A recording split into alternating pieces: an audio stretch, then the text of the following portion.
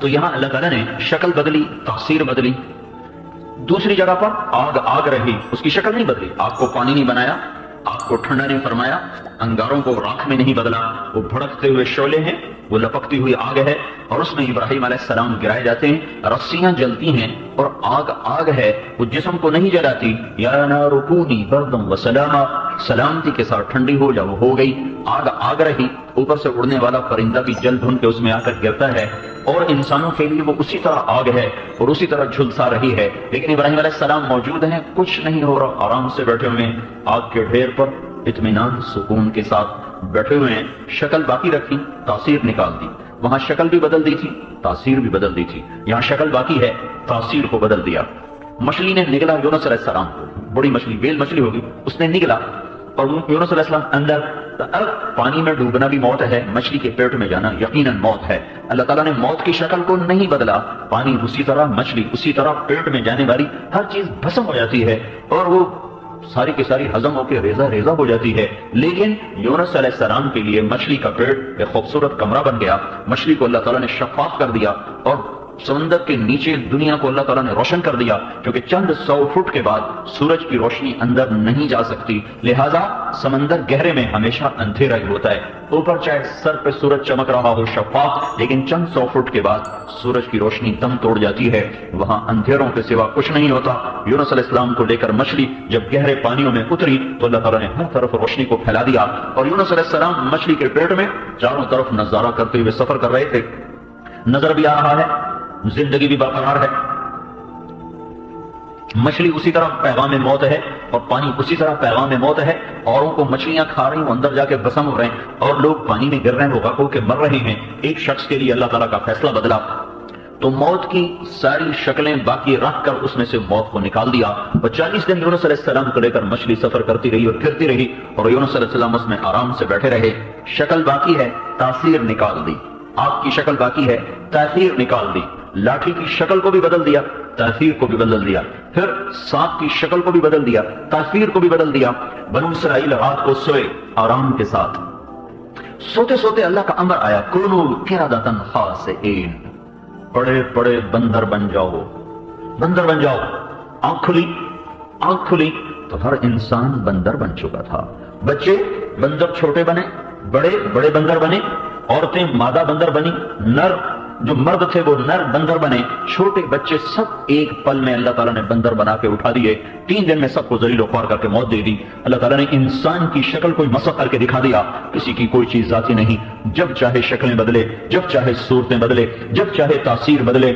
بنی اسرائیل نے جب وہ دسترخوان کے اترنے کے بعد بھی ایمان لانے سے انکار کیا تو اللہ تعالیٰ نے خنزیر بنا دی. وجعل منهم القردۃ والخنازیر، بندر بنایا تھا جب مچھلی کھائی تھی، خنزیر بنایا تھا جب عیسیٰ علیہ السلام سے انہوں نے کہا دسترخوان اتارو ہم ایمان لے آئیں گے. ربنا انزل علینا مائدۃ من السماء، اے اللہ دسترخوان اتار. اللہ نے اتارا، پھر بھی انکار کر دیا. کچھ ایمان لائے، کچھ انہوں نے انکار کر دیا. جنہوں نے انکار کیا تھا اللہ تعالیٰ نے کھڑے کھڑے ان کو خنزیر بنا دیا. شکل بھی بدل دی، نسل بھی بدل دی، انسانیت سے خنزیر تک پہنچا دیا. یہ کل یوم هو فی شأن، ہر وقت اللہ اپنی قدرت کا ظہور فرماتا رہتا ہے. حضور پاک صلی اللہ علیہ وسلم کی پشت مبارک لگی احد پہاڑ کے ساتھ، غار میں طلحہ رضی اللہ عنہ نے غار میں ڈال تو آپ زخمی تھے، ایسے دراز ہوئے. جو ہی پشت نے پتھر کو چھوا اور پتھر کو پتہ چلا کہ یہ تو 2 جہان کا سردار ہے، تو فوراً اتنا حصہ جو پشت سے لگا ہوا تھا وہ نرم تکیے میں تبدیل ہو گیا. سارا احد پہاڑ پتھر، سارا احد پہاڑ سخت، جتنا حصہ کمر مبارک سے لگا ہوا تھا وہ حصہ اللہ تعالیٰ نے تکیہ بنا دیا. پتھر کو نرم کیا، دوسری جگہ وہ سخت ہے، یہاں پہنچ کے وہ نرم ہے، جب چاہے جو چاہے کر دے. تبوک کے موقع پر پانی ختم ہو گیا. یہ حال ہو گیا کہ ایک صحابی نے اونٹ ذبح کیا، اس کی اوجھڑی کو نکالا، اس میں سے جو لید ہوتی ہے وہ نکال کر اس کو پانی، اس کو کپڑے میں ڈال کے نچوڑ کر اس میں سے جو گندا ناپاک پانی نکلا وہ پیا. اس حد تک نوبت پہنچ گئی تو عمر رضی اللہ تعالیٰ نے یا رسول اللہ دعا کر دیں، اب تو ہم مرتے ہیں بھوک کی پیاس کی شدت سے. تو آپ نے فرمایا کسی کے پاس کوئی پانی ہو تو لاؤ. تھوڑا سا پانی لایا گیا، آپ نے 5 انگلیوں کو اس میں ڈالا تو آپ کی انگلیوں کے کناروں سے پانی کے چشمے پھوٹ پڑے. تو یہ انگلیوں میں پانی کا کیا تصور ہے؟ تو ایک بحث چلتی ہے کہ مائے زمزم افضل ہے یا مائے جنت افضل، جنت کا پانی افضل ہے یا زمزم کا پانی افضل ہے. کچھ لوگ فرماتے ہیں کہ جنت کا پانی افضل ہے کہ اللہ کی تجلیات کا مرکز، کچھ لوگ فرماتے ہیں کہ زمزم کا پانی افضل ہے کہ اللہ کے نبی کو جب معراج پہ لے جایا گیا تو جنت کے پانی سے سینہ مبارک کو نہیں دھویا گیا بلکہ زمزم کے کنویں سے پانی لایا گیا اور اس سے دھویا گیا۔ یہ دونوں کے اپنے اپنے دلائل ہیں۔ بعض علماء نے ایک تیسری رائے دی ہے کہ دنیا کا سب سے افضل پانی وہ ہے جو اللہ کے نبی کی انگلیوں سے نکلا تھا، اس سے افضل پانی دنیا میں کوئی نہیں۔ اب یہاں سے پانی نکلنے کا کیا تصور ہے؟ آپ نے یوں فرمایا 5 انگلیوں سے چشمے پھوٹ پڑے، 30,000 کا لشکر تھا، سب نے اپنے اپنے مشکیزیں بھر لیے، لوٹے بھر لیے، گلاس بھر لیے، اور پانی اگر نکل رہا ہے، جو ہی اپنے ہاتھ اٹھایا تو سارا پانی ختم۔ تو میرے بھائیو، ان واقعات سے اللہ ایک ذہن دیتا ہے کہ اس جہان میں وہ ہوتا ہے جو اللہ چاہتا ہے۔ ہر شکل اللہ کے ارادے سے باقی ہے، ہر شکل اللہ کے ارادے سے فنا ہوتی ہے، ہر چیز کا وجود اللہ کے ارادے سے وجود میں آتا ہے اور ہر چیز اللہ کے ارادے سے فنا ہو جاتی ہے۔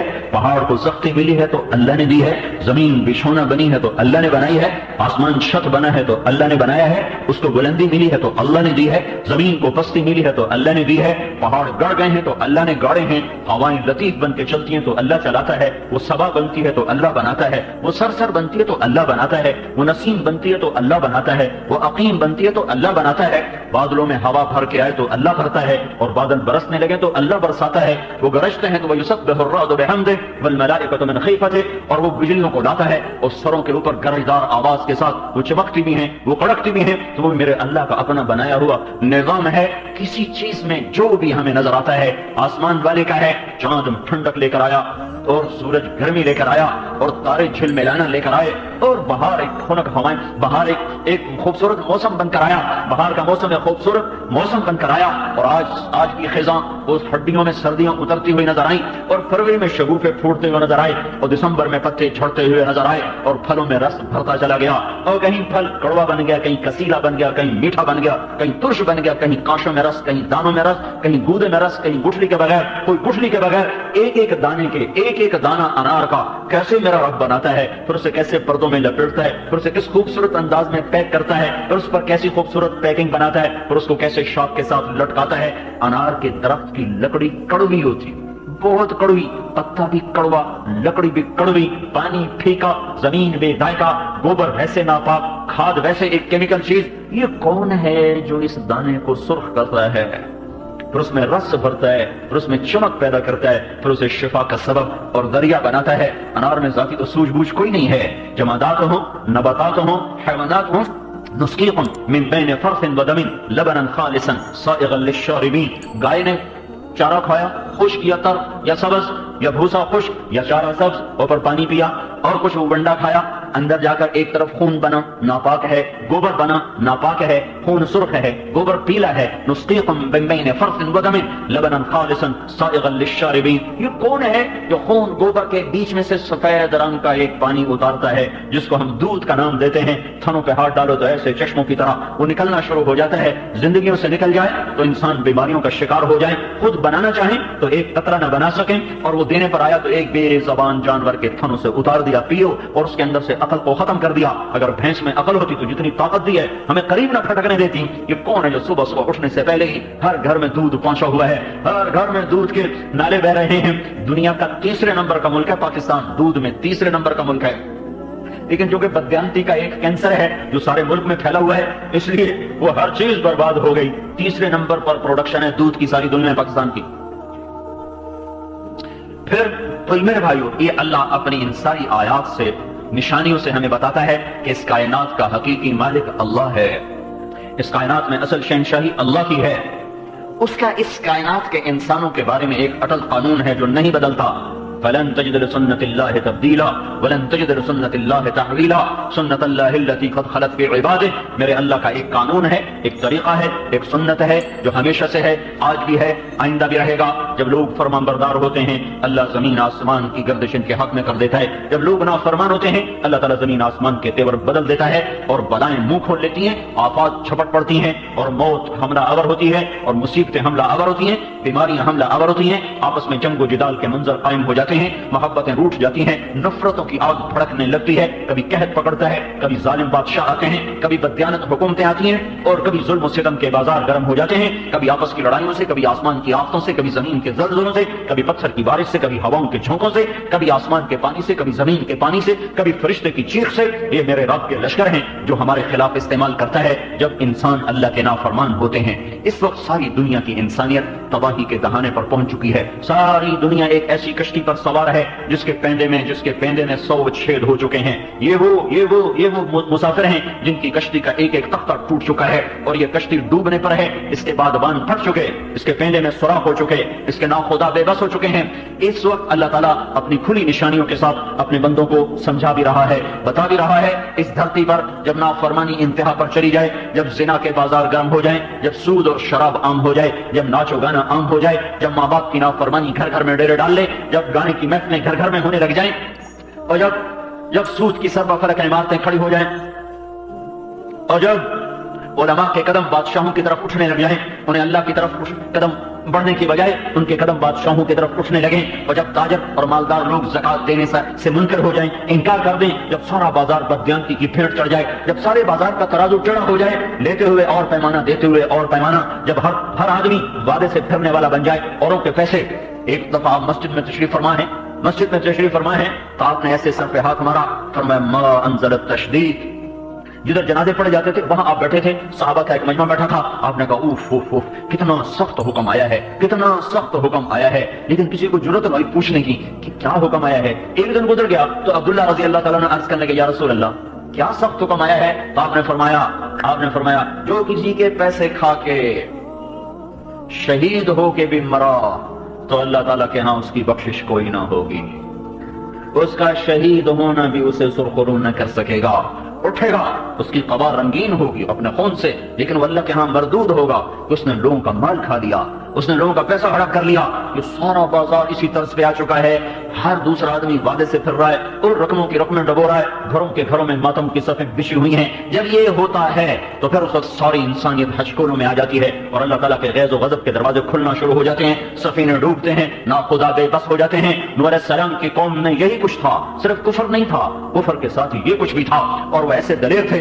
کہ نوح علیہ السلام سے کہتے تھے یا نوح قد جادلتنا فاکثرت جدالنا فاتنا بما تعدنا ان كنت من الصادقین، کیا ہمیں تنگ کرتے رہتے ہو، فضول باتیں سناتے رہتے ہو، لاؤ تیرے رب کا عذاب کہاں ہے؟ کانما یاتیکم بہ اللہ ان شاء وما انتم بمعجزین، جب آئے گا تو تم دیکھ لو گے، پھر نہ تم کچھ کر سکو گے نہ میں کچھ کر سکوں گا۔ پھر وہ آیا ففتحنا ابواب السماء بماء منہمر وفجرنا الارض عیونا فالتقى الماء على امر قد قدر وحملناه على ذات الواح ودسر تجری باعیننا جزاء لمن کان قد کفر۔ یہ جزا ہے، یہی جزا ہے جو اللہ تعالیٰ کی نافرمانیاں کرتا ہے، ان کے ساتھ یہی ہوتا ہے۔ آسمان برسنے لگا، زمین پھٹ پڑی، رواں رواں پانی بن گیا اور ساری نسل کو اپنی آنکھوں کے سامنے ڈوبتا ہوا دیکھا، نہ چھوٹے بچے نہ بڑے بچے۔ ایک تفسیر جمل ہے، اس میں ایک واقعہ پڑا، 3 آدمی غار میں گھس گئے، اوپر سے پتھر رکھ لیا کہ اندر تو کوئی نہیں آئے گا، اب تو پانی نہیں آئے گا، ہم تو بچ جائیں گے۔ اللہ اوپر پانی چڑھا دیتا تو اندر ہی گھٹ کے مر جاتے، پر میرے اللہ نے کیا کیا، پانی نہیں اندر بھیجا، ان کو پیشاب لگا دیا۔ تینوں کو اتنا زور کا پیشاب آیا، پیشاب کرنے بیٹھے، پیشاب چلتا چلتا چلتا چلتا اتنا بہا کہ انہی سے، ان کے ہی پیشاب سے سارا غار بھر گیا اور اپنے پیشاب میں ڈوب کے اللہ تعالیٰ نے ان کو موت کے گھاٹ اتار دیا۔ سنت اللہ التی قد خلت فی عبادہ، یہی میرے اللہ کی سنت ہے، یہی میرے اللہ کا طریقہ ہے۔ جب قومیں باغی ہوتی ہیں تو اللہ کے عذاب کے در کھلتے ہیں، سفینے ڈوبتے ہیں، ہم اس کشتی پہ سوار ہیں جس کا پیندہ ٹوٹ چکا ہے۔ یہ پھٹے برابر نہ کیے گئے تو نہ کوئی نیک بچے گا نہ کوئی بد بچے گا، ہر ایک دنیا میں پکڑ میں آئے گا۔ اللہ تعالیٰ نے پہلی قوموں کے واقعات اسی لیے سنائے ہیں۔ ہود علیہ السلام کی قوم نے نعرہ لگایا من اشد منا قوہ، کوئی ہم سے طاقتور ہے تو ہمیں دکھاؤ، جس سے ہمیں ڈراتے ہو کوئی ہم سے طاقتور ہو تو ہمیں بتاؤ، جس سے ہم ڈریں کوئی نہیں ہم سے زیادہ طاقتور۔ میرے اللہ کا جواب آیا اولم یروا ان اللہ الذی خلقهم هو اشد منهم قوة وكانوا بآیاتنا یجحدون فارسلنا علیہم ریحا صرصرا فی ایام نحسات لنذیقهم عذاب الخزي فی الحیاة الدنیا والعذاب الآخرة اخزا وهم لا ينصرون۔ وہ کہنے لگے کہاں ہے، کون ہے، کس سے ڈراتے ہو، ہم تو ایٹمی طاقت ہیں، ہمیں کوئی مار سکتا ہے، ہم تو ایٹم بم بنانے والے ہیں، ہم پہ کوئی غالب آ سکتا ہے۔ ہر دور میں انسان پاگل یہی کرتا چلا آیا، جب اس کے ہاتھ میں طاقت آتی ہے وہ کہتا ہے میں ہی خدا ہوں۔ آج ایٹمی طاقتیں جو خدائی کے دعوے کر رہی ہیں یہ آج کی کہانی نہیں، پرانی کہانی ہے، اور یہ ٹوٹیں گے، یہ بھی کوئی نئی کہانی نہیں ہے، یہ بھی پرانی ہی داستان ہے۔ جیسے ہر زمانے کے فرعونوں کو اللہ نے پکڑا، ان فرعونوں کے پکڑے جانے کا وقت آ چکا ہے۔ السلام علیکم۔ اسلامی دنیا آپ کے لیے لا رہا ہے نئے اور اولڈ بیان۔ مولانا طارق جمیل صاحب کے اولڈ اور نئے بیان سننے کے لیے ہمارا چینل سبسکرائب کریں اسلامی دنیا، یہ آپ کو بہت اچھے اور بہترین بیان فراہم کرے گا۔ شکریہ۔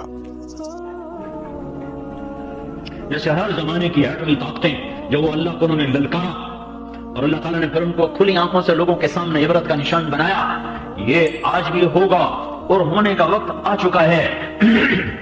جب اللہ تعالیٰ کی مہلت کا دروازہ بند ہوتا ہے پھر بساط بس لپٹنا ہوتی ہے، پھر اس کے بعد دیر کوئی نہیں ہوتی۔ سارے گھر میں سارے کمروں میں تانے بانے مکڑی نے بن دیے، ادھر جالا ادھر جالا ادھر جالا ادھر جالا، صرف یوں ایک جھاڑو اٹھا کر صاف کرنے کی دیر ہے۔ ایک جھاڑو ادھر پھرے گا ایک ادھر پھرے گا، چھت صاف ہو جائے گی، نہ مکڑیاں رہیں گی نہ جالے رہیں گے۔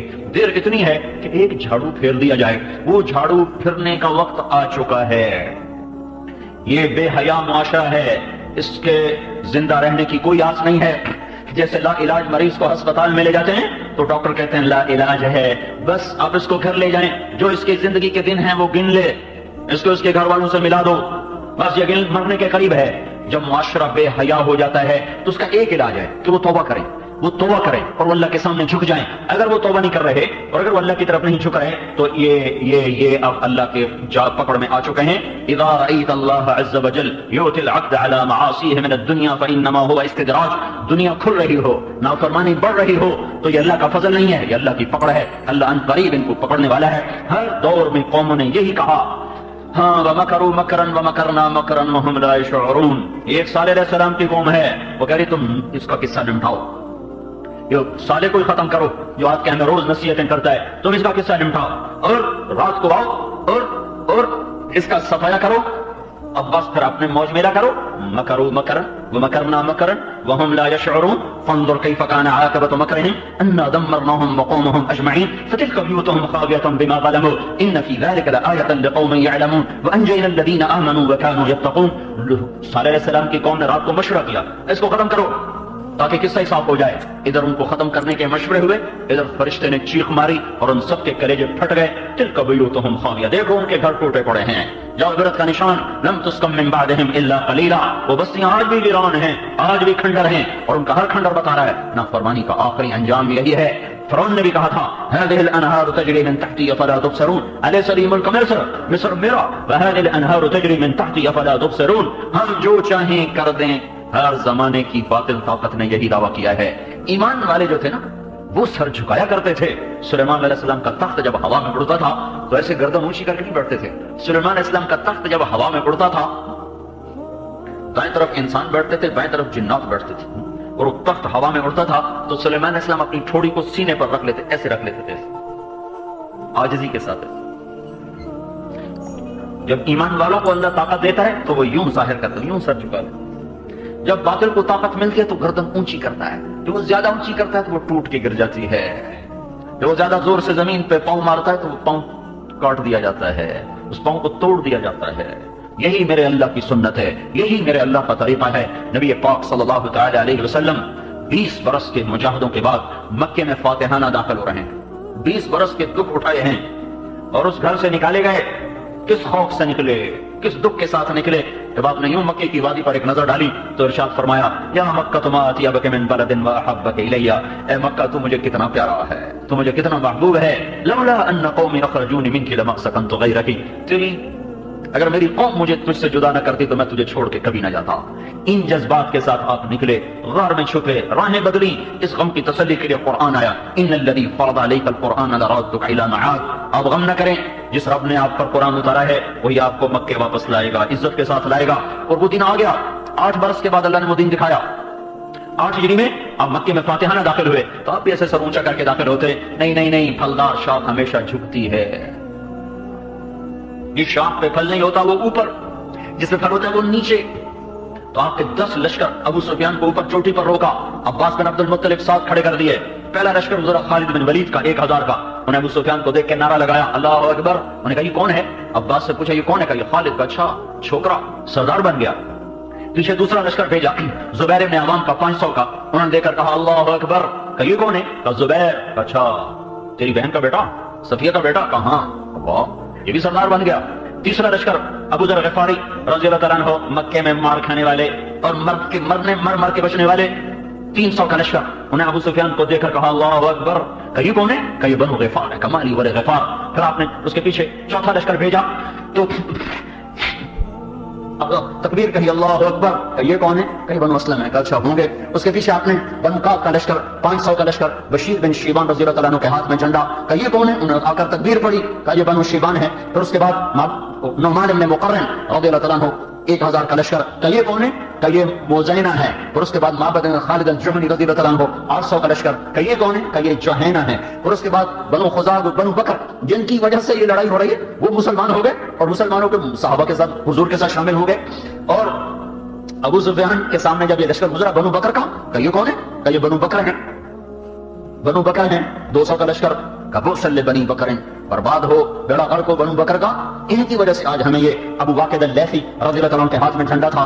कि इनकी वजह से आज हमें ये दिन देखना पड़ रहा है। फिर उसके पीछे बनु अशजा माक़िल बिन सिनान अशजई रज़ी अल्लाह तआला अन्हु, उनके हाथ में झंडा। का ये कौन है? ना बनु लेथ रज़ी अल्लाह तआला साहब इब्न जस्साम रज़ी अल्लाह तआला उनके हाथ में झंडा। का ये कौन है? का ये बनु लेथ हैं। वो 200 का 250 का लश्कर। उसके पीछे बनु अशजा माक़िल बिन सिनान अशजई रज़ी अल्लाह तआला उनके हाथ में झंडा 300 का लश्कर। का ये कौन है? का ये बनु अशजा। आपने 5000 को 10 हिस्सों में तकसीम करके रवाना किया तो वो इसके पीछे 5000 का लश्कर लेकर आप खुद मक्के की तरफ रवाना हुए। दाईं तरफ अबू बकर सिद्दीक थे, बाईं तरफ असद बिन ज़ुरारा, ये अंसार में से मुहाजिरीन में से उसामा बिन ज़ैद को अपने पीछे अपनी ऊँटनी के पीछे बैठाया हुआ था।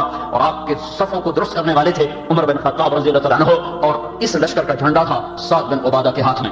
जब ये लश्कर गुजरा और गर्द गुबार और उसमें उमर की आवाज बढ़ती हुई तो अबू सुफियान कहने लगे ये किसकी आवाज है? कहा ये उमर की आवाज है। कहा वाह वाह, ये बनु अदी को भी पर लग गए। बनु अदी हजरत उमर का कबीला है और ये बहुत मुख्तसर कमजोर कबीला था कुरैश का। तो अबू सुफियान ने हकारत से कहा अच्छा बनु अदी को भी पर लग गए, उमर जैसा सफर दुरुस्त कर रहा हो। तो ये सारा जब मंजर देखा तो वो कहने लगा अबू सुफियान, अब्बास मैंने बड़े बड़े बादशाह देखे पर तेरे भतीजे जैसी बादशाही मैंने आज तक नहीं देखी। तो अब्बास रज़ी अल्लाह अन्हु फरमाने लगे अबू सुफियान वो तुझे कब अकल आएगी? तू अभी भी नहीं समझ रहा, वो ये बादशाहत नहीं है, ये नबूवत है। अभी पता चल जाएगा। बादशाह भी देखे जब वो शहरों को फतह करते हैं तो वो क्या करते हैं? इन्नल मुलूक इज़ा दखलू क़रियतन अफ़सदूहा व जअलू इज़्ज़त अहलिहा अदिल्लतन व कज़ालिका यफ़अलून। जब बादशाह शहरों को फतह करते हैं तो वो इज़्ज़तदारों को ज़लील कर देते हैं, उनकी नदियां बहा देते हैं। लेकिन जब अल्लाह से डरकर तलवार उठाने वाले जब उनको अल्लाह इज़्ज़त देता है तो उनका ये हाल कभी नहीं होता, उनका ये हाल कभी नहीं होता। ये बादशाहों की रीत है।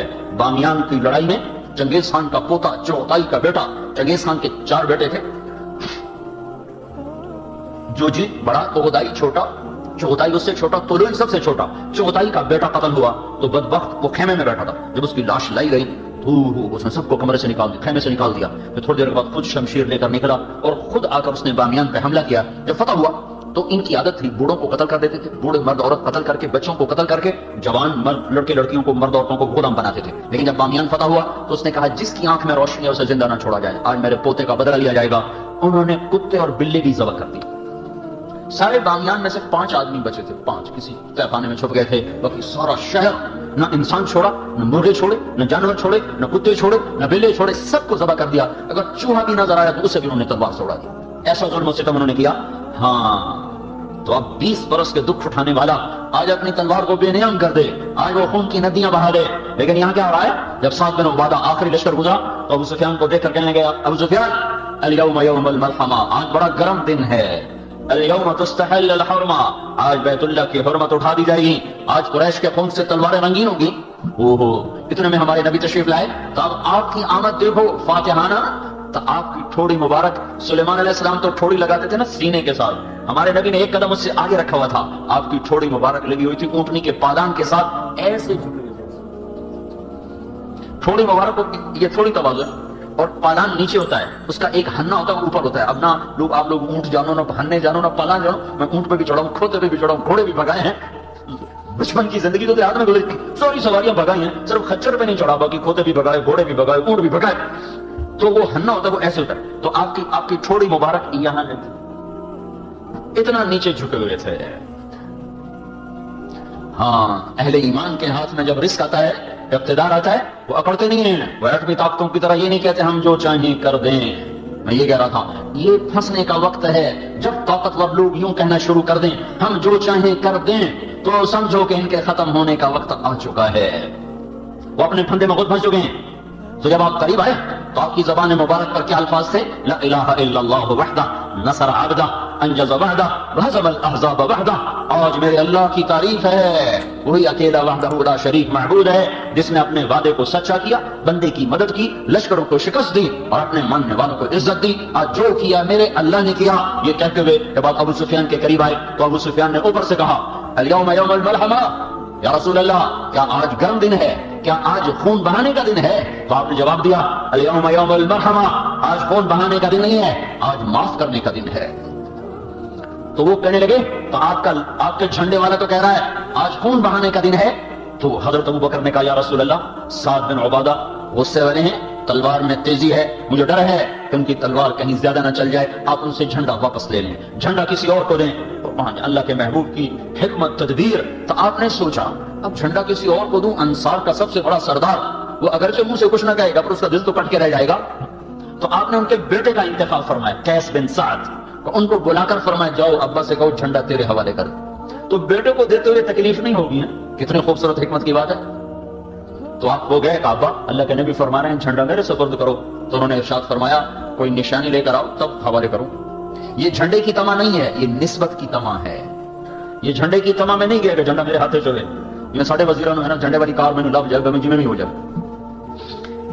یہ تما ہے نسبت کی کہ مجھے نسبت ملی رہے کہ میں نبی کے جھنڈے کا اٹھانے والا ہوں. تو جب انہوں نے کہا یا رسول اللہ وہ تو نشانی مانگ رہے ہیں، تو آپ نے اپنی پگڑی کو اتارا، کہا جاؤ اس کو حوالے کرو کہ یہ پگڑی نشانی ہے. تو امامہ لے کر آئے، دیکھتی سر جھکا دیا قسم آتا قربان میں ابھی حاضر.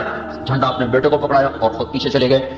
جب اللہ کے نیک بندے، جب اللہ سے ڈرنے والے وہ اقتدار پر آتے ہیں تو وہ یہ منظر دکھاتے ہیں. اور جب باطل طاقتیں یا ایمان والے جن کے دل مر چکے ہوں، اندھے ہو چکے ہوں، جب ان کے ہاتھ میں اقتدار آتا ہے تو وہ منظر دکھاتے ہیں جو آج کی طاقتیں دکھا رہی ہیں. ان سب کی ہلاکت کا وقت آ گیا ہے. جب فرعون نے کہا تھا انا ربکم الاعلی تو پھر اللہ نے اٹھا کے اسے سمندر میں پھینکا تھا. جب شداد نے کہا تھا میں یہیں جنت بناؤں گا تب اللہ تعالیٰ نے اسے زیر زمین پہنچایا تھا. جب قارون نے کہا تھا انما اوتیتہ علی علم عندی، میرا اپنا ہے یہ سب کچھ، رب کون ہے دینے والا، میں نے خود بنایا ہے، تو اللہ نے خزانوں سمیت زمین میں دھسایا تھا. اور جب آج کی قوم نے کہا تھا من اشد منا قوہ، کوئی ہے ہم سے طاقتور تو دکھاؤ، تو پھر اللہ تعالیٰ نے ہواؤں کے دروازے کھولے تھے. تو میرے بھائیو نافرمانی اس وقت انتہا پر ہے. اس وقت ہر گناہ کی فصل تیار ہو چکی ہے، ہر فصل پک چکی ہے، ہارویسٹر پڑے گا اور یہ دھرتی صاف ہوگی جب بے حیائی باہر آ جائے دروازوں سے باہر، جب بازاروں میں بھی موسیقی ہو، اور جب سکرین پر ننگے ناچ ہو رہے ہوں، جب گھر گھر ننگے ناچ دیکھے جا رہے ہوں، جب بازاروں میں بھی ننگی تصویریں اور بڑے بڑے پوسٹر ان کے آویزاں ہو چکے ہوں، جب بیٹیوں کے تن سے کپڑے اتر جائیں اور وہ اوریانیت کی اور جب کھلا ہوا پیکر بن کے دیکھنے والوں کو پتہ نہیں ضمیر مر گئے یا دل مر گئے یا آنکھیں پتھر ہو گئی، پتہ نہیں کیا ہوا ہے، کچھ تو ہوا ہے، کچھ تو ہوا ہے. کب آنکھیں کھلیں گی؟ اتنے بڑے زلزلوں نے بھی آنکھیں نہ کھولی، تو اس کے بعد اب مزید کیا ہونے والا ہے، کیا ہوگا؟ کہ میں اس وقت سے پکار رہا ہوں دوڑو دوڑو دوڑو ففروا الی اللہ، دوڑو اللہ کی طرف، دوڑو اللہ کی طرف، اور کوئی پناہ نہیں ہے. نافرمانی نے پھٹے اکھاڑ دیے ہیں. اور اللہ تعالیٰ کے محبوب صلی اللہ تعالی علیہ وسلم کی ایک مثال خوبصورت، اپنی جان بچانی ہو، ایمان بچانا ہو اور اپنی عزت آبرو اولاد کو بچانا ہو تو بھائیو گھروں کو چھوڑ دو اور نکلو تبلیغ میں، اور ایک ایک کی منت کر کے ان کو توبہ کے راستے پر لاؤ. میرے محبوب نے فرمایا مثل القائم فی حدود اللہ والواقع فیہا كمثل قوم استهموا على سفينة فصار بعضهم أعلاها وبعضهم أسفلها. ایک قوم کی مثال دی جو کشتی میں سوار ہیں، کچھ اوپر کے حصے میں ہیں، کچھ نیچے کے حصے میں ہیں. جو نیچے والے ہیں اذا استقوا الماء مروا على من فوقهم، پینے کا پانی اوپر ہے، نیچے کوئی نہیں. نیچے والے بیٹھ کے مشورہ کرتے ہیں یار یہ اوپر جانے میں تکلیف ہے، پھٹا توڑو نیچے سے پانی نکالو، پھٹا توڑو نیچے سے پانی نکالو. یہ خبر اوپر جاتی ہے کہ نیچے والے پانی پینے کے لیے پھٹا توڑنے لگے ہیں. اب اگر ان اخذوا على ایدیہم نجوا ونجوا جميعا وان ترکوہم ہلکوا وہلکوا جميعا. اگر اوپر بیٹھنے والوں نے یہ کہا توڑنے دو پھٹا، کوئی ہمارا تھوڑا ہی توڑ رہے ہیں، کوئی ہمارا توڑ رہے ہیں، ہمارا پھٹا تو ٹھیک ہے، میں تو فرسٹ کلاس کے کیبن میں بیٹھا ہوا ہوں. میں اس حدیث کو ایک سمندر کے سفر سے جتنا سمجھا ہوں इतना किसी किताब और शरह से नहीं समझा। एक समंदरी सफर किया था बेल्जियम से इंग्लैंड 4 घंटे का, और समंदर में तूफान था और जहाज बहुत बड़ा था, इस मस्जिद से भी बड़ा जहाज था, 4 गुना इससे बड़ा जहाज होगा। उस सफर से ये हदीस मेरी आंखों के सामने खुली है कि अल्लाह के नबी ने कितने खूबसूरत मिसाल से तबलीग की अहमियत को समझाया और नाफरमानों को रोकने को समझाया कि ये कितना अहम काम है। अगर फरमाबरदार लोग ये समझते रहे हम तो नेक नमाजी हैं, हमारे घर में टीवी कोई नहीं, हमारे घर में VCR कोई नहीं, हमारे घर में कोई किसी किस्म की नाफरमानी कोई नहीं, चाहे दाएं वाला बाएं वाला आगे वाला पीछे वाला जो करता है करने दो, हमें क्या है, हमें क्या है, हमारा क्या नुकसान करता है, इस नुकसान को समझाया जा रहा है। ऊपर आवाज पहुंची, वो नीचे फटा तोड़ रहे हैं, तो ऊपर वाले क्या कहें, तोड़ने दो, कोई हमारा तोड़ रहे हैं, हमारा क्या है, मैं तो फर्स्ट क्लास के कैबिन में बैठा हूं, मेरे लिए तो खाना भी आ रहा है, चाय भी आ रही। अगर ऐसा हो गया तो थोड़ी देर के बाद पता चलेगा कि नीचे वाले डूब गए और फर्स्ट क्लास के डूबने का वक्त आ गया है। अब पानी से निकलना शुरू हो चुका है और कश्ती तह की तरफ जा रही है। अब वाला काम ना आएगा, अब ऊपर वाले भी डूबेंगे, नीचे वाले भी डूबेंगे। ऊपर वाले नेक लोगों की मिसाल, नीचे वाले नाफरमान लोगों की मिसाल। ऊपर वाले लोग ये कहें जो नमाज नहीं पढ़ता हमारी क्या, जो शराब पीता है हमें क्या, जो ज़िना करता है हमें क्या, जो सूद खाता है हमें क्या, जो झूठ बोलता है हमें क्या, जो माँ बाप का नाफरमान है, तो मेरी कोई सरदर्दी है, मेरा कोई ठेका है। मस्जिद भी गिर गई, मंदिर भी गिर गए, घर भी गिर गए। दरिया ने न नेक छोड़ा न बद छोड़ा, जमीन न नेक छोड़ती न बद छोड़ती है। मौत के बाद अपनी अपनी नियतों पर फैसला होगा, वो मौत के बाद है। लेकिन जमीन की पकड़ से बचने के लिए अल्लाह ताला के नबी ने खूबसूरत मिसाल दी है कि उन्हें रोको, उन्हें रोको, उन्हें रोको, उन्हें रोको, वरना उनकी हलाकत के साथ तुम भी हलाक हो जाओ। तो मुझे ये ख्याल आता है, जिस वक्त वो हमारा जहाज हजकोड़े खा रहा था, हम फर्स्ट क्लास से नीचे थे, तो ऊपर शराब खाना था, इसलिए हमने ऊपर नहीं जगह दी, ऊपर शराब खाना था। उससे नीचे वाला खुला ऐसे हॉल कमरा था, उसमें बैठे हुए थे, और वो इतना ऊंचा था कि हमारे नीचे एक सतह थी, उससे नीचे उसका पेंदा था जिसमें कोई 30-40 बड़े बड़े 22 व्हील के ट्राले खड़े हुए थे, इतनी ऊंचाई पर थे। जब पानी की मौज आकर ऐसे थप्पड़ मारती थी ना, तो शीशे के साथ आकर लहरें टकराती थी और पूरा जहाज रुकू में चला जाता था। इधर से मौज उठती, इधर कर देती, इधर से मौज उठती, उधर कर देती। इस तरह 4 घंटे हमारे लिए 40 साल बन गए थे। लगता था जैसे साहिल पर जाकर हम लगेंगे ही नहीं। उस वक्त में अगर कोई आकर हमें कहता कि नीचे एक आदमी फट्टा तोड़ रहा है, तो मेरी जगह आप होते तो आप क्या करते? कोई होता जो ये कहता तोड़ने दो हमें क्या है, तोड़ने दो हमें क्या है, कोई ना रुकता। अगर ऊपर मैं सिर्फ एक चक्कर लगाने ऊपर गया था, वो शराब में गोरे बेचारे मस्त हुए पड़े थे और उल्टी सीधी हरकतें कर रहे थे, फौरन मैं नीचे आ गया। अगर वहां भी जाकर कोई ये ऐलान कर देता कि नीचे एक आदमी फट्टे तोड़ रहा है, तो फिर शराबियों का नशा भी हिरन हो जाता, फिर वो भी भागो रोको रोको रोको। फिर कोई ये ना कहता पहले खुद अमल कर लो फिर औरों को तबलीग करना है, फिर कोई ये ना कहता पहले खुद ठीक हो जाओ फिर औरों को तबलीग करो। ना जाने का बहाना, ना जाने का बहाना, काम नहीं करना, घर छोड़ने को जी नहीं चाह रहा, पहले खुद तो ठीक हो जाए फिर औरों को तबलीग करें। कोई ना रुकता, सारे भागते हुए रोको रोको। मेरे भाइयों, चारों तरफ नाफरमानी की आग है और हर तरफ आग लगी हुई है। अगर इस आग को न बुझाया गया तो मेरा आशियां भी जल जाएगा। अगर इस फट्टे को ना दोबारा ठीक किया गया तो मेरा केबन भी डूब जाएगा। ये इतनी खूबसूरत मिसाल है तबलीग की अजमत को बयान करने के लिए कि किसी के लिए गुंजाइश नहीं। फिर समंदर की मिसाल इसलिए दी कि अरब के लोग समंदरी सफर से डरते थे, उन्हें पानी देखा ही नहीं था, पानी से वो घबराते थे, पानी उनकी बहुत बड़ी कमजोरी थी, तो देख के डरते थे। सड़क सहरा जंगल पहाड़, तो पानी से घबराते थे। इसलिए समंदरी जहाद का अजर अल्लाह के नबी ने दुगना बताया। जमीन पे जंग करने वालों से दुगना अजर है समंदर में जहाद करने वालों का। कि आपने दुगना इसलिए बताया ताकि उसकी रगबत पैदा हो और उसके लिए कोशिश की जाए। तो समंदर से वैसे ही डरते थे, उधर आपने कश्ती की मिसाल दी तो चश्मे तसव्वुर में उनको डूबता दिखाया। तो चूंकि मैंने एक समंदरी सफर किया और खुशकिस्मती से एक तूफान भी देखा, फिर इस हदीस को भी पढ़ा हुआ है, इन दोनों को जब मैंने आपस में जोड़ा तो मेरे ऊपर सारी शुरुआत एक तरफ रह गई और वो मेरा सफर एक तरफ। कि मैं देखता हूं कि इस तबलीग के काम के बगैर हिफाजत नहीं है, इस तबलीग के काम के बगैर नजात नहीं है। जब सफीना डूबेगा सारे डूब जाएंगे। हाँ, अल्लाह का वादा है जो औरों को बुराई से रोकने की कोशिश कर रहे होंगे, अल्लाह उनकी हिफाजत फरमाएगा, अल्लाह उनको बचाएगा। तो मेरे भाइयों, मैं तो कब से अर्ज कर रहा हूँ, कब से शोर मचा रहा हूँ, नाफरमानी की फसल कटने पर आ चुकी है, इसको अब मरना है।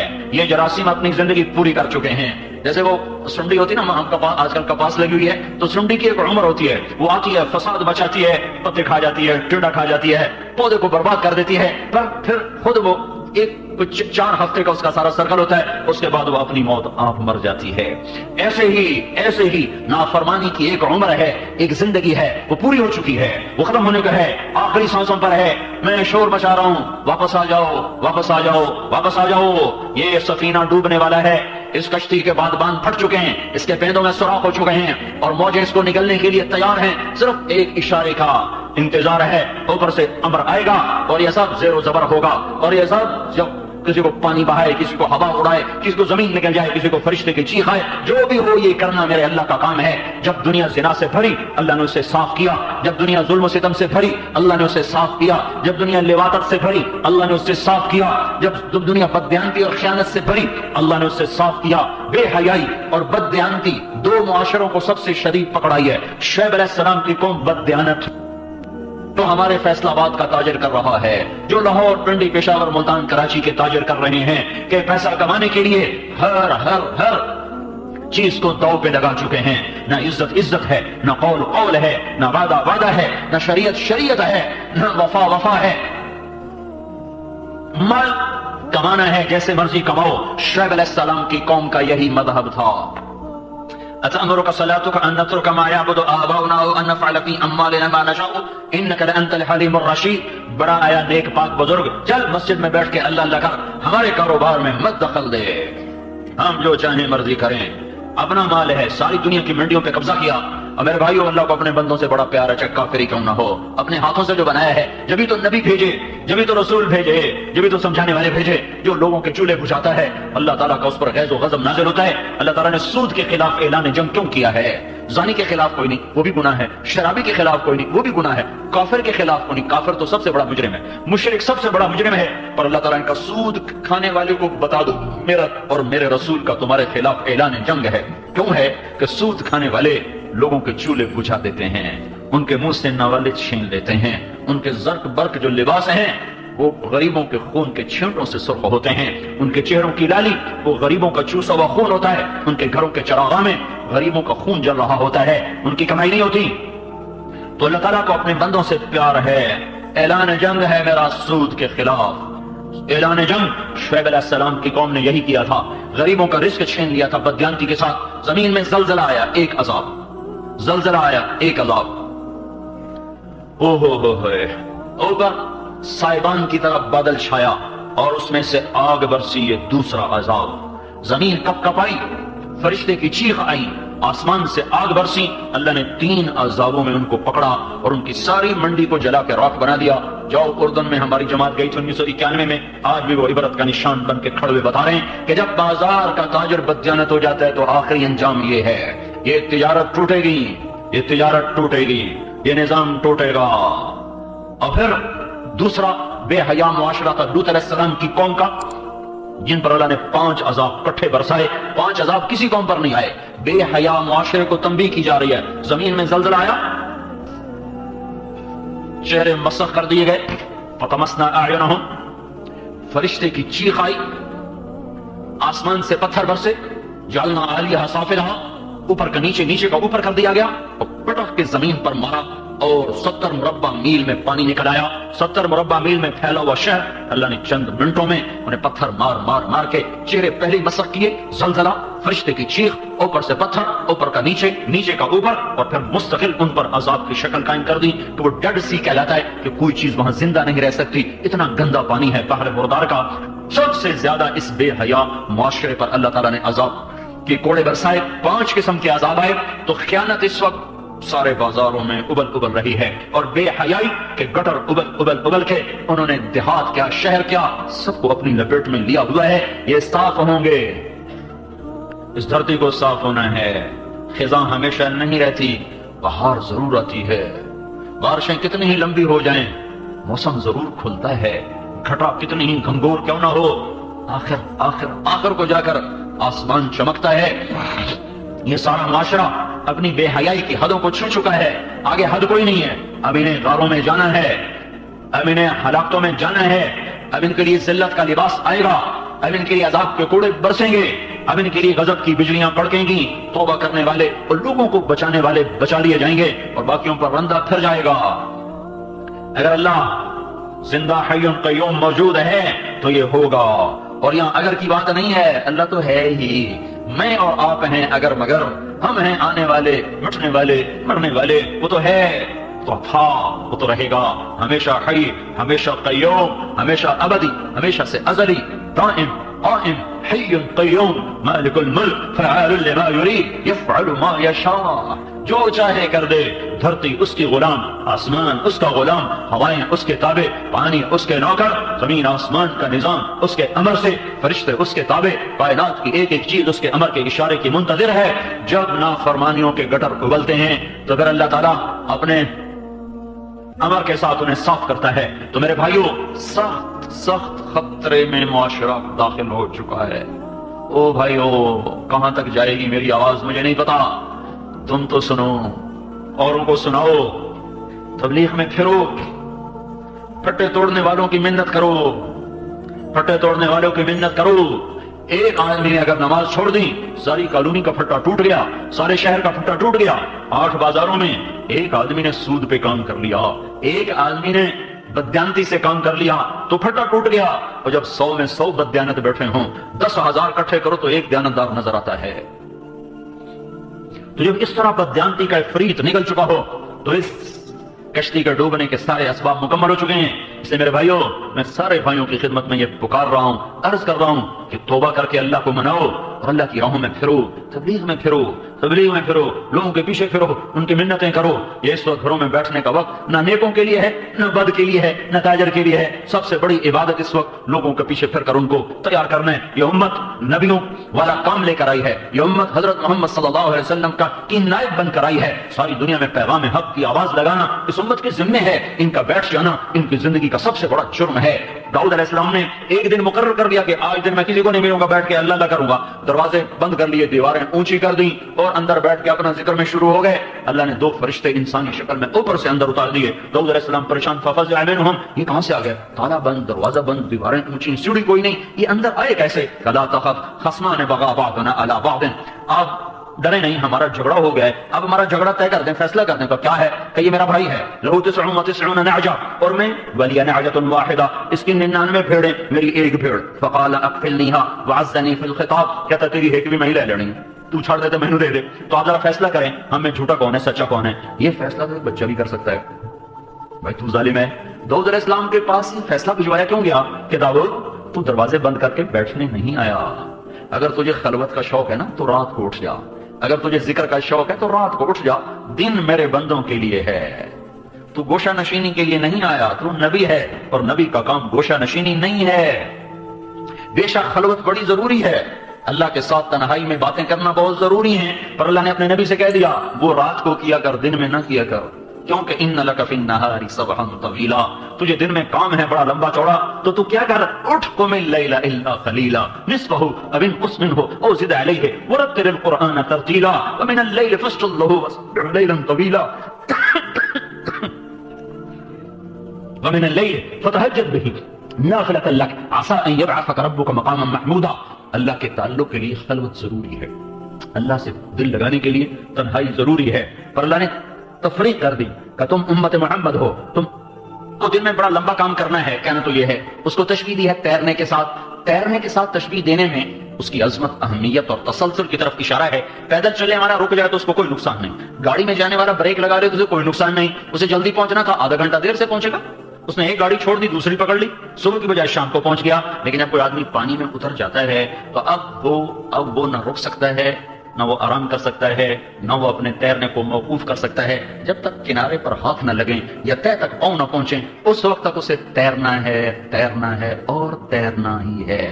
اگر وہ سست ہوا تو پانی بہا کے لے جائے گا، اگر وہ رک گیا تو پانی کی موجوں کی نظر ہو جائے گا، اگر وہ ٹھہر گیا تو تہ اس کی قبر بن جائے گی۔ لہٰذا اسے ہر حال میں تیرنا ہے۔ اے میرے محبوب، تیرے ذمہ نبوت کا کام، تیرے ذمہ تبلیغ کا کام، تیرے ذمہ دعوت کا کام لگا ہے، تیرے لیے اب آرام کوئی نہیں ہے، تو چل اور چل اس مانجھے کی طرح جسے جب تک کنارہ نہ نظر آئے اور جب تک اس کی کشتی کنارے پر لنگر انداز نہ ہو اس کا ہاتھ چپو کو چلاتا رہتا ہے، وہ اور پتوار ساتھی بن جاتے ہیں۔ جب تک کشتی کنارے نہ لگے اس کا ہاتھ اور پتوار حرکت میں رہتے ہیں، یہاں تک کہ کشتی لنگر انداز ہوتی ہے، تب جا کر منزل آتی ہے۔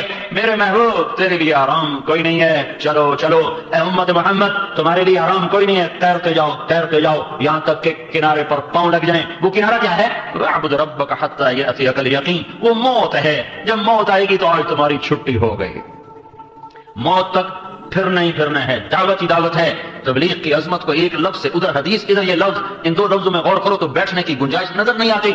ہم اس کشتی کے مسافر ہیں جسے توڑا جا رہا ہے، اور یہاں بھی دیکھو عجیب بات، اللہ نے بھی تیرنے سے تشبیہ دی اور اللہ کے نبی نے بھی پانی میں کھڑا کر کے کشتی سے تشبیہ دی۔ اللہ رسول ایک ہی جگہ پر کھڑے ہیں، اللہ اس کا رسول ایک ہی مضمون کو ایک ہی تشبیہ کے ساتھ اور مثال کے ساتھ بیان فرما رہے ہیں۔ وہاں بھی ڈوبنے کا تصور ہے، یہاں بھی ڈوبنے کا تصور ہے، وہاں بھی تیرنے کا تصور ہے، یہاں بھی تیرنے کا تصور ہے، یہ دونوں آپس میں ملی ہوئی ہیں۔ یہ لفظ سبحًا طویلا اور یہ حدیث بخاری، ان دونوں میں ایسی خوبصورت مطابقت ہے کہ جیسے پانی میں تیرنے والے کے لیے جہد مسلسل ہے، یہ امت محمد رسول اللہ کی رسالت کا اقرار کرنے کے بعد اور آپ کو آخری نبی ماننے کے بعد اب ان کے لیے کوئی گنجائش نہیں ہے کہ یوں اسلام مٹتا ہو اور یوں مسلمان کی بیٹی گھنگرو باندھ کے ناچ رہی ہو، ناچ دیکھنے والا بھی کلمہ گو ہو، نچانے والے بھی کلمہ گو ہوں، اور ناچنے والے بھی کلمہ گو ہو، زنا کے اڈے چلانے والوں کا بھی یہ دعویٰ ہو کہ ہم کلمہ پڑھتے ہیں، اور شراب بیچنے والوں کا بھی دعویٰ ہو کہ ہم کلمہ پڑھتے ہیں، اور مسجدوں کو اجاڑنے والوں کا بھی یہ دعویٰ ہو کہ ہم کلمہ گو ہیں۔ جب یہ حال ہو جائے تو اس وقت مسجد میں بیٹھنے کی گنجائش نہیں چل جائے کہ دکان